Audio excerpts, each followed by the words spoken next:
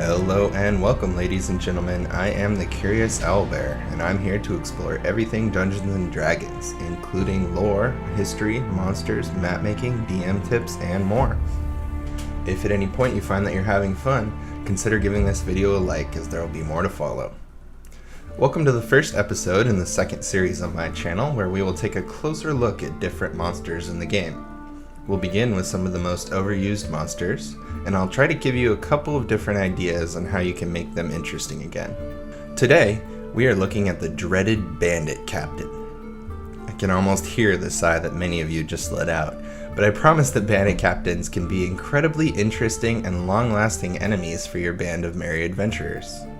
Yes, I will agree that along with goblins and the undead, bandits are among the most used early game enemies.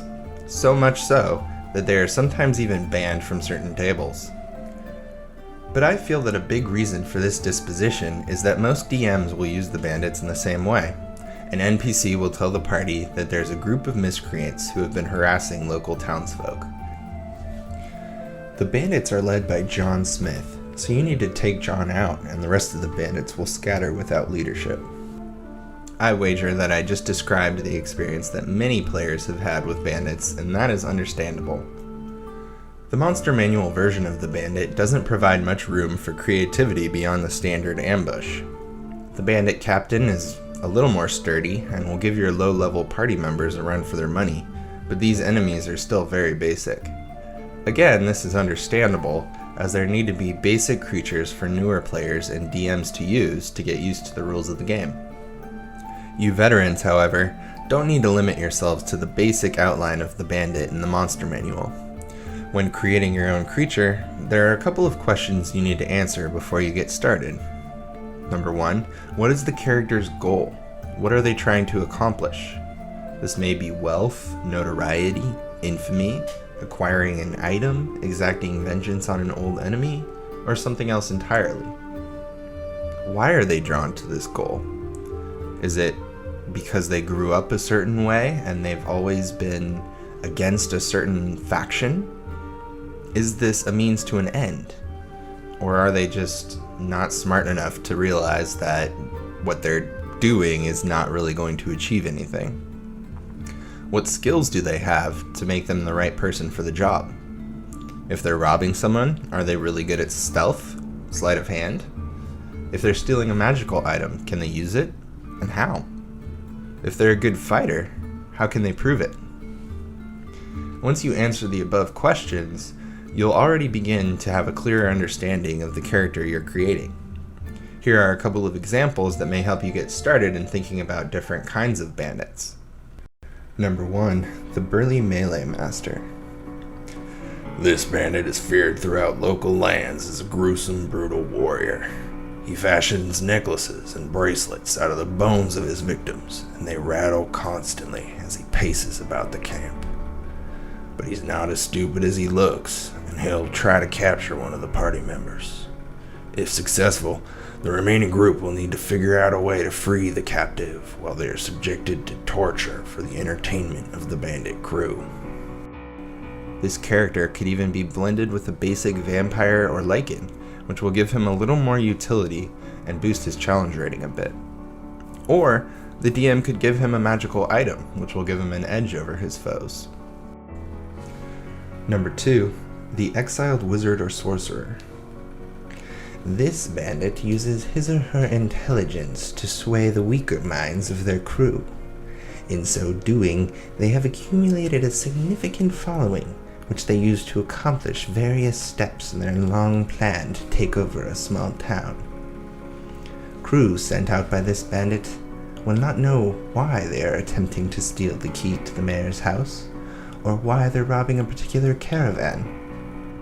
This will have your party starting to ask questions about the bandit leadership and their true intentions. This character will likely be shrouded in mystery until the party can get deeper into the bandit camp's leadership. In my experience, the lead-up is the most important part to a character like this. This type of bandit can become memorable, but generally the big battle at the end will be over quickly, one way or another, as wizards tend to have small hit point pools. Number 3, the political strategist. This bandit's identity will be hidden from the party for a very long time. This will enable the DM to plant seeds of doubt in the characters as they run into this NPC over and over again. This bandit may even be a quest giver towards the beginning of the game. He or she will attempt to keep their position of power by manipulating the actions of the bandits. How, you might ask? Perhaps the bandit crews will cease their activities during an election year, which will allow the mayor to brag about the reduced crime rates. Or maybe the mayor will proclaim the bandit threat resolved, attracting a wealthy group of merchants who always wanted to come through the town. Then, the mayor will spring his trap. The reason I keep going back to a mayor in this circumstance is that I ran a game in which the Black Hand bandits kept leaving their mark at various crime scenes.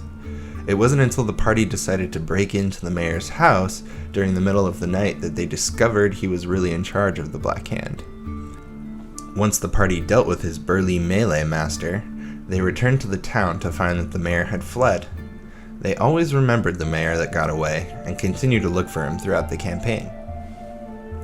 The three types of bandits that I mentioned will get you started in thinking about bandit captains in a different light. I have a couple of other suggestions for DMs that want to take their bandits to another level. The first is non-combat resolutions. One of the reasons that bandits are seen as being so overused is the example that I mentioned at the beginning is so often the quest that DMs give their players. By providing a non-combat resolution, you can preserve your bandit captain as a character that could reoccur in later sessions, or even turn your bandit captain into an ally of the party. Number 2, bandits make enemies. Use them. If these bandits are running around robbing people every night, then they're going to make a lot of enemies with merchants, local law enforcement, or even guilds. The enemy of my enemy is my friend, right? So these newfound friends can add a layer of intrigue as they become very useful allies in the party's efforts to stamp out the bandit group. Finally, as a humanoid NPC, bandits are not that stupid. Bandits don't necessarily need to stand and fight to the death in every situation. By having your bandits run away when things don't look so good for them, you can again preserve the bandits for future sessions. I have had the pleasure of playing in one of my best friend's games for the last couple of years. The bandit group that we ran into were not only responsible for the slaughter of one of the character's family, but they escaped when we finally dealt with them. They reformed and became a cult that worshipped a great red dragon who became the main antagonist of the campaign. So we kept running into groups of them who had created temples of worship or areas they could perform rituals, and they continued to be interesting as we learned how to deal with them better and better. I hope that you've enjoyed our look at the Bandit Captain, and I hope I've given you some new ideas about how interesting bandits can be. As usual, if there's anything I missed, let me know about it in the comments. I also want to hear about your most interesting bandit stories and creative uses of bandits. Until next time, stay curious, adventurers.